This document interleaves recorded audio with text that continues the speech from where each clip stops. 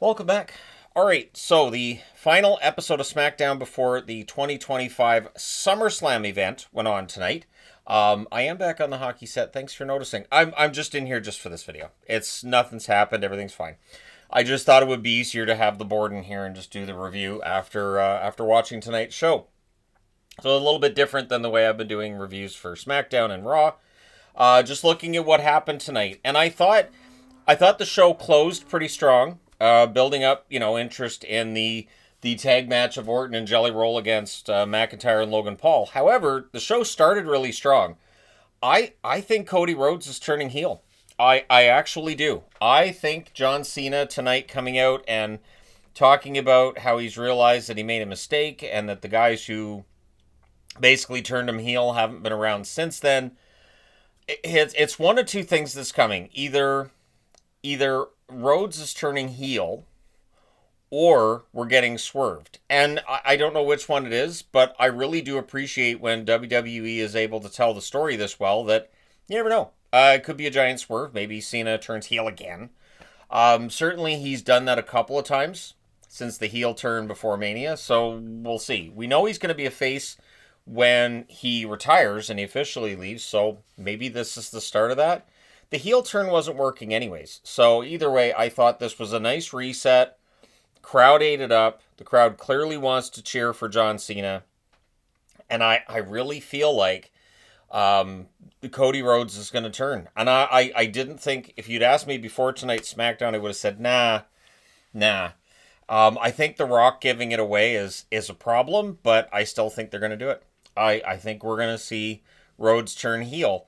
I don't know if it's during the match, after the match, or what happens, but my only concern is please don't let The Rock get anywhere near this. If The Rock comes out, there will be audible groans during that live stream on Sunday. Julia retained the U.S. title against Zelina Vega. Good. Julia is able to get that belt, I think, to the next level. Not that she has a match at the pay-per-view. There are a number of wrestlers that don't have matches on this pay-per-view that I'm scratching my head about. I do think that if you shorten up the matches and put more matches on the card, I think that just makes it better. I personally do. I think that makes it makes for a better pay-per-view. But we've talked about pay-per-views, and I've pointed out how WrestleManias used to be 3 hours long, and you might get 14 matches in it. And it didn't bother me, and I actually enjoyed wrestling that way during my younger years. So, Los Garza retained the AAA titles against Mr. Iguana and Psycho Clown. Having been my first chance to see Mr. Iguana wrestle, there is something there. I understand the crowd rooting for him. I thought Psycho Clown was entertaining as well. I don't know that Mr. Iguana won't end up just being a comedy act, and that's something I worry less about now than I did when Vince was in charge. But Los Garza retain the titles. We'll probably see Psycho Clown and Mr. Iguana again. WWE's clearly big on Mr. Iguana and see something there, and I do too. If for nothing else, then I mean that hand puppet will sell. It'll sell. So we'll see how this feud goes from here, but it is nice to see Los Garza with the tag titles. Just present them a little more strongly on TV would be the one thing that I would request of WWE. This is the one that kind of gets me. So Priest defeats Black by DQ. It's not that long ago that Damian Priest was champ, and it feels like it was 5 years ago. I don't know that I have ever seen somebody lose the main title, the world title, and fall this quickly, where they don't have a match on the pay-per-view. Now, Aleister Black doesn't have a match on the pay-per-view either. I have been vocal for years about how I like Aleister Black, and I think he has something. I thought when he went to AEW, I thought, okay, so AEW, he should be right in the title picture, and he wasn't. And I thought when he went back to WWE, I thought, okay, they know what they missed out on. They're going to put him into at least upper mid-card. And while you can argue that the feud with Priest is upper mid-card, it's not on SummerSlam. So I don't know if this affirms everybody. A lot of people, I don't want to say everybody, but a lot of people online didn't like Damian Priest's run, didn't find him to be a good champion. So I guess if you were of that mind, this feud and the fact it's not on the SummerSlam card kind of backs up that belief. But I think both wrestlers kind of deserve better. And I get the feeling that eventually we'll see Priest and Black team up. Maybe Ron Killings ends up teaming up with them. But there was a beatdown after on Priest because it's what you do to build up a feud. And a good example of this is Tala Tonga defeats Jimmy Uso. They lowered the cage because it was a cage. I always wonder how much money and time that takes to put up a cage like that, especially when you're not using it in a match. But it does get dropped so they can beat down Jimmy Uso after the match. Tala Tonga won clean because it's Jimmy Uso, not Jey Uso. And then in came Jacob Fatu, and I thought he was going to get beat up by all four of them, but I was wrong. I think it was Solo and Tala that they bomb out, they leave, they're done. And so Jacob Fatu beats up the remaining members of the MFTs in the ring, inside the cage. And that's just to build up the match between those two wrestlers, Jacob Fatu and Solo Sikoa, for SummerSlam. So let's take a look at SummerSlam. Tomorrow night, Tiffany Stratton against Jade Cargill. This is for the women's title. It will be interesting to see who the crowd supports. Who's the crowd going to root for, Jade or Tiffany?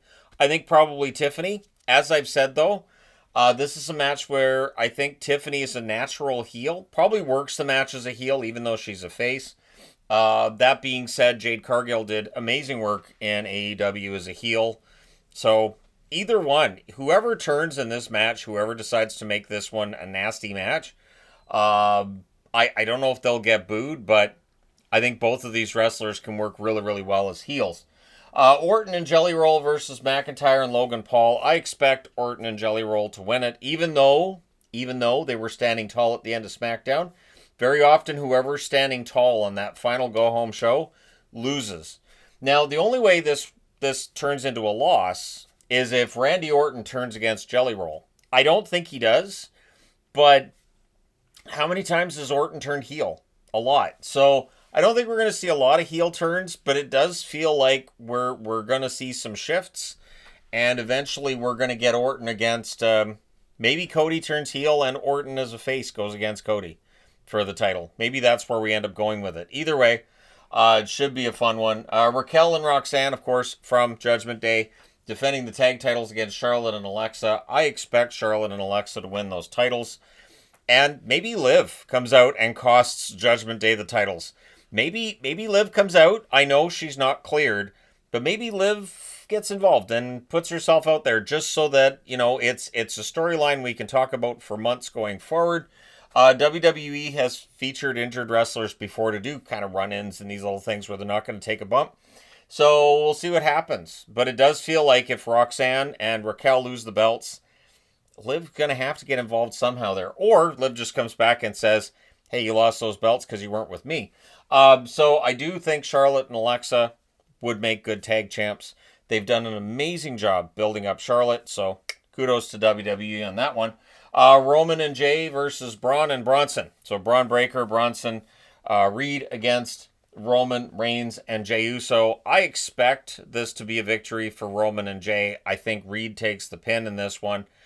And Braun Breaker probably still ends up standing tall at the end of it. Whatever they do, I think Braun Breaker's the next guy. I don't think Roman Reigns is going to fight that at all. Reigns' career is winding down. I think he's going to get into acting. I think he's going to take time off to spend time with his family. Totally understandable and respectable. And I would expect that building up Braun Breaker is the next step for WWE. They need the next guy. It's like we're not going to get Brock Lesnar back again. So you might as well build up Braun Breaker.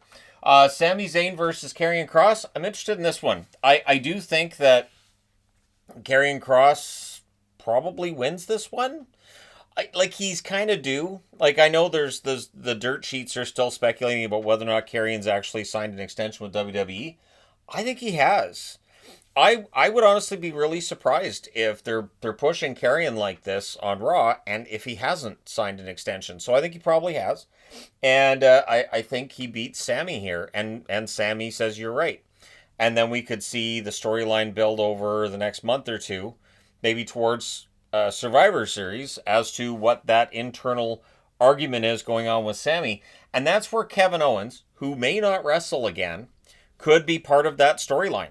He could definitely be part of that storyline as Sammy's longest, friend in the wrestling industry. Just to tell that storyline, not to get into any physicality or anything. Gunther versus CM Punk for the world title is going to be fantastic. That is going to be an excellent match. I expect Gunther to keep the world title. I think CM Punk getting a title shot is great. I think him being in the main event on night one is fantastic as well. That should be the main event of night one. That's the expectation anyways. That's on the graphic for night one. So, yeah, CM Punk gets his main event. And when they were talking about maybe not having that as the main event, I did kind of groan a little bit. And that was, again, the online dirt sheets. Because that was the problem with CM Punk his first time around in WWE. He had the belt for a long time. He was never the main event. It's Bret Hart syndrome. Bret Hart, same thing. As long as he was champ, he very rarely was a main event, if ever. So then we get into night 2. John Cena against Cody Rhodes for the WWE title. I'm excited. They've got me invested in this match. I think something big's coming. And even if that something big is that John Cena pins Cody Rhodes, gets the 3 count, and then Cody snaps. Even if that's the storyline that they end up going with, and Cody makes that turn to the dark side, I think that could be played really, really well. Please don't get The Rock involved. Please, for the love of God. Please. And if Travis Scott comes out, you guys are probably going to hear some words out of my mouth that, well, I'll probably just leave the room is what I'll do if that happens. I know that he's not supposed to be and there's all this, but it's WWE. Until it doesn't happen, I assume it will. Naomi versus Rhea Ripley for the world title. That's going to be an excellent match right there. And, of course, Io Sky's in that one as well. I can't take Io out of that match. That's terrible. So, Io Sky versus Naomi versus Rhea Ripley. Many apologies to Io Sky if she were to watch this. She's not watching this. I think Naomi wins, and I think Naomi retains the title by Io and Ripley fighting with each other. So, I think they fight with each other. Naomi gets in the middle. Naomi secures the victory. It's an old wrestling trope. It is my favorite wrestling trope. It is one of my favorites. When two wrestlers who were friends, but there's a rivalry, and then a third party gets in the middle and stokes that rivalry a little bit. They turn against each other, and that third party gets the win. So that's what I expect here. Becky Lynch versus Lyra Valkyria. I think Becky retains the title, and I think Bayley costs Lyra the match. I think Bayley and this whole, she didn't have a match at Mania, now she doesn't have a match at SummerSlam. I think it ends up with her coming out to help Becky. I think she inserts herself into this match. And then Lyra has this, she can't challenge for the title anymore storyline. And you can really, really lean into that. And then Becky loses the belt at some point, and then Lyra can win it from whoever beats Becky for that title. Especially if it was Bayley. So be interesting to see how that dynamic works out. I will say WWE went through a lull in their creative department, it seems, around Mania. There was definitely some weeks there where I didn't think it was a big deal to miss wrestling altogether. I think they've done a really good job building to SummerSlam. There are some really good storylines going on here. Solo Sikoa versus Jacob Fatu for the U.S. title in a cage. I expect Solo to keep the title. I expect there to be shenanigans. I expect for 30 other Samoans to come out and interfere. Like, Haku's still kicking around. You can bring Haku in. He's still badass. You can absolutely do it. I wouldn't be surprised if Rikishi finds a way to get to the ring. This is just, I've said this before, I'll say it again. Eventually, we'll wake up someday, we'll watch a WWE program and go, that's so weird. Everybody on this show is Samoan, and I didn't expect it. They're all Samoans now. It's just, that's where we're headed. There's so many of them, and they're all like, main event or upper mid-card at worst. Jimmy Uso, I would say, is mid-card, and yeah, there's a lot of really good wrestlers, and I'm not complaining either. I think they do a masterful job considering they're all related to each other at telling these stories. Dominic Mysterio versus AJ Styles for the Intercontinental title. If the rumors that Dominic Mysterio is going to be going over to AAA and he's going to be the face of AAA are true, I don't think Dominic keeps the belt. The problem with that prediction is that it does feel like AJ Styles is getting closer to retirement. And I don't know that I see him going on a long run with the Intercontinental title either. So does he win it? Does he not? I honestly don't want to make a prediction. I think it makes sense for AJ to win it, especially with some of the great skits he's been doing. Like him as the janitor, that was chef's kiss. But yeah, we'll see what they do there. I think AJ winning the belt and then Dominic going down to AAA and causing trouble makes some sense. Obviously, Dominic's still going to be on Raw and everything. Just if you have him drop the title, then it's not as big a deal that he's down in AAA causing trouble. And then he can have a AAA belt over his shoulder too. And then the TLC belt, the TLC match. I am very enthused with this. This is a great idea for SummerSlam. The Wyatt Six, Andrade Phoenix, DIY, Fraxium, Motor City Machine Guns, and Street Profits all in one match. Insane. Absolutely insane. The one issue is it's a shame New Day's not in there somehow. In a TLC match, Kofi and Xavier would kill it. But we're going to get an excellent match anyways. I do hope the Motor City Machine Guns have a really good showing. I think Andrade and Rey Fenix are going to win the belts. I don't see any way they don't, to be honest. They've been building them up. They've had all the vignettes. Everything seems to be hinting towards Andrade and Phoenix getting the belts, and then they can defend them against whoever. The Wyatt Six, I'm kind of at the point now where I've given up on them being main eventers and all that. And I know they have the tag belts. I'm aware. It doesn't seem to be hitting. Maybe it does, but for me personally, it just feels off. Something's off with the whole Wyatt Six thing. I'm not sure how much more time the Wyatt Six are going to have before WWE just splits them up. It doesn't feel like they're a faction that's going to be around for a very long time. So, but let me know your thoughts in the comment section below as always.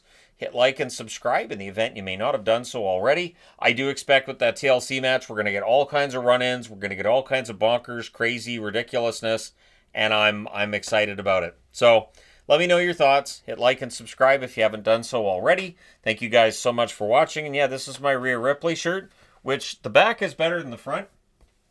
The funny thing is, when I bought this, I didn't actually know there was anything on the back. I had assumed, because I got it from Hot Topic, that it was just the front. But then I saw the back of it, and I'm like, glad I bought it. So there you go. Thank you guys so much for all your support as always. I will talk to you again soon.